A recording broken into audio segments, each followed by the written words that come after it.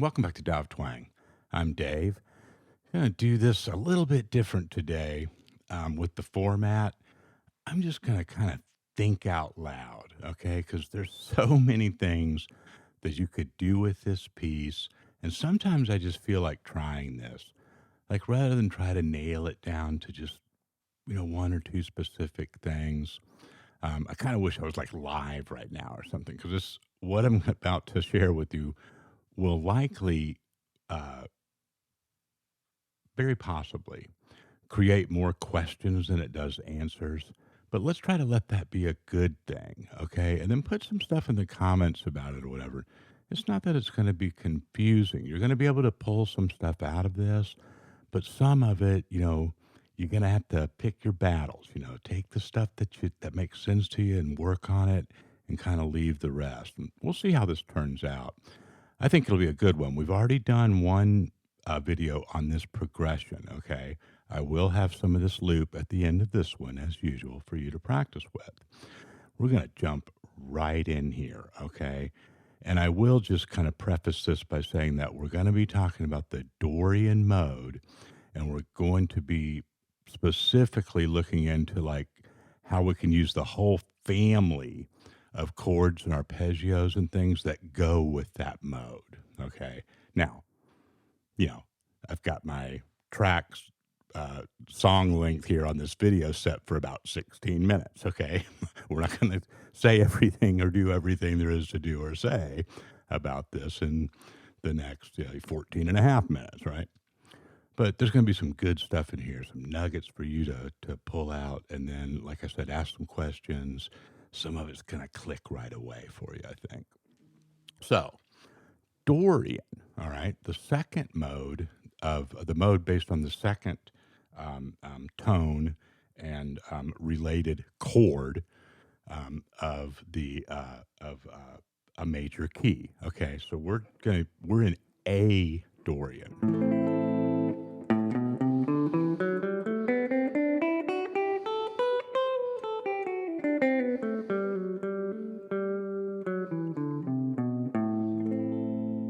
Okay, there's a diagram for that position of it right there. I also used a lot of this position.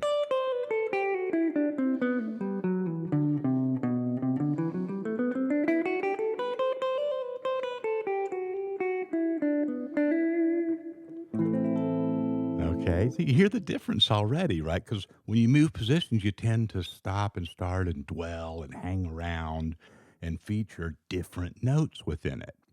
But there's not an exact science or assignment of which one of these arpeggios and things I'm about to share with you have to go in which place and which position. And that's kind of the cool thing about this. I want you to take this information I'm about to show you and really explore it. And you're going to hopefully kind of, you know, um, um, wander your way in to these realizations, right? The doors will start opening like this is all interrelated, it's all overlapped, okay? And it doesn't require that you memorize, 40 different patterns or whatever. You don't have to do all that all the time. So, here's our progression: A minor, G, D. Now, I just said we're in A Dorian, and that Dorian's based on the second degree of a major key family.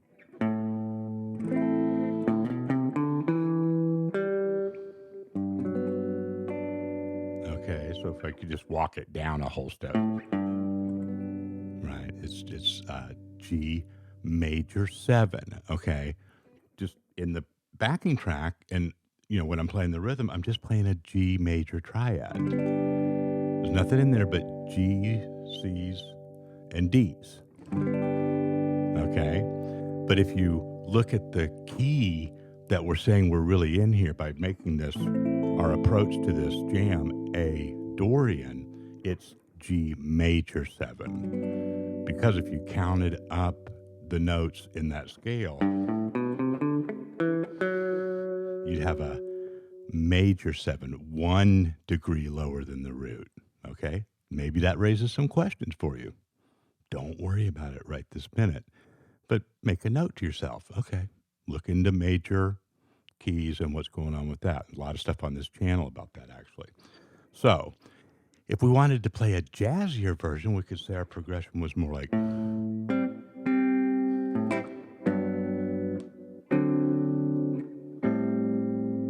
Okay. Now, I like a rock feel on this, so I'm not going to play those kinds of chords. But when we start improvising over this, I am going to pay attention to what the sevenths are. Okay. We know that the A is going to be a minor triad, and the G is going to be a major triad, and the D was major. But what about the sevenths? Well, if you did the work and traced all that out through that key study, you would find that this chord is a major 7 chord. The D is a dominant 7 because it's the fifth. It's the chord and mode that are based on the fifth tone of G major. We call that a mixolydian, or a dominant 7 on the 5 chord. Okay, so we've got a flat 7. Right? Here we've got a major 7. And on the minor chords, we also have a flat 7, 2 doors down from the root. Questions? All good. Write them down, look them up, hang in here for a second. Now, I'm going to show you if there's also other chords that aren't in this progression, but are in that family. Okay. So if I just said that G was going to be a major 7 chord in this key, let's just test some of this out. What's it sound like if I play a G major 7 arpeggio over this?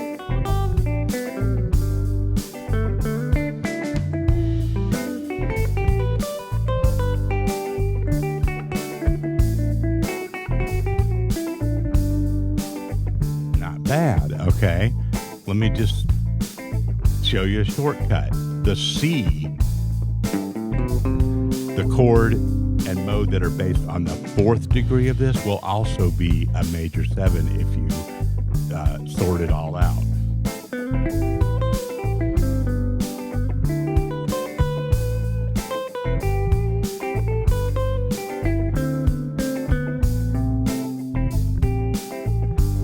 Okay, now, those aren't great licks, right?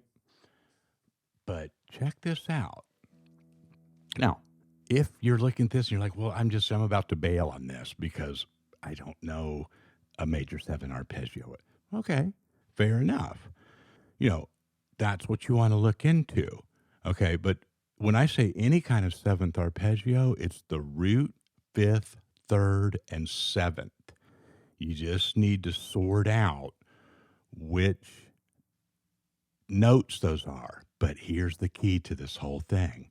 They're all whatever notes are in the G major scale. Same notes that are in A Dorian. Same notes that are in B Phrygian. Okay. I'm sure there's going to be a lot of comments about, so is this mode, this mode, this mode?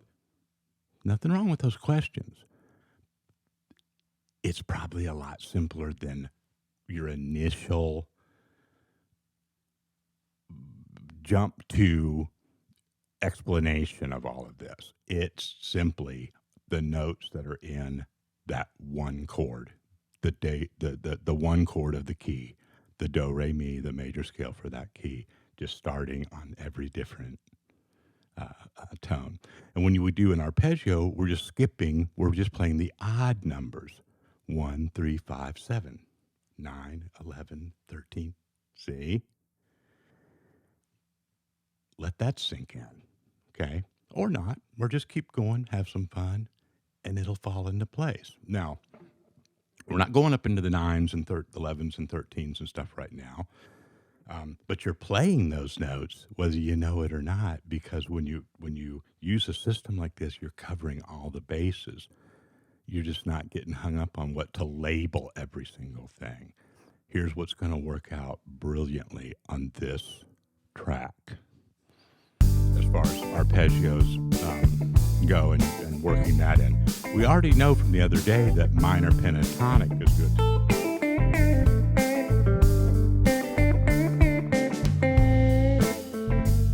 So don't forget our old friend, right? But here's some arpeggios that are going to work. A minor 7.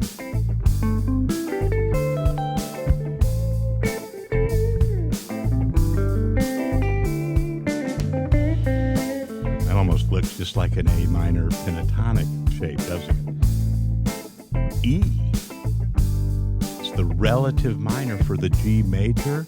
Just play an E minor 7 arpeggio. E, the root, the flat third.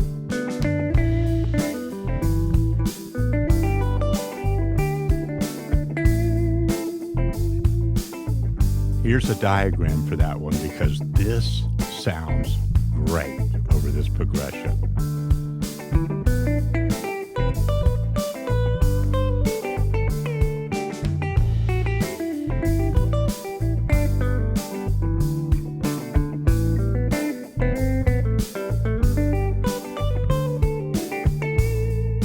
Okay, a couple times I landed on notes that seemed like they were not on the right beat or something, right? That's going to happen, but that's when you just sort it out. You want to seek out a balance between your kind of blues scale stuff and this stuff. Don't try to play a sequence necessarily exactly like I'm doing every time. Learn the arpeggios. So far we've got A minor 7, E minor 7,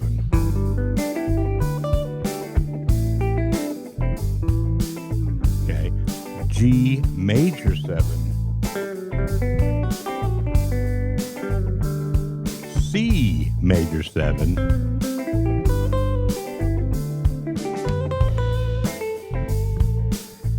then learn a couple, put to memory, muscle memory and iconic memory, visualization, a couple of locations of that Dorian scale.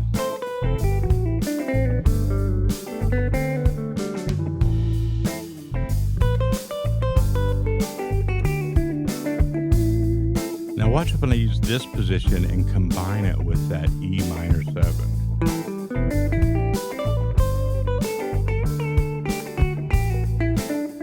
Put in a little A minor pentatonic.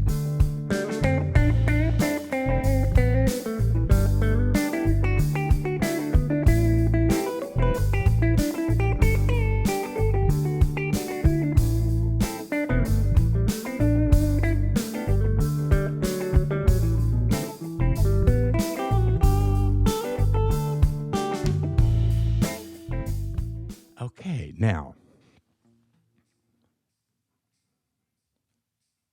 sorry. Are you frustrated with me today? Are you like, okay, dude, come on, what just happened? Go back and watch it again. Stop at different places, and when I really emphasize the statements that I'm making, just look into what that really means.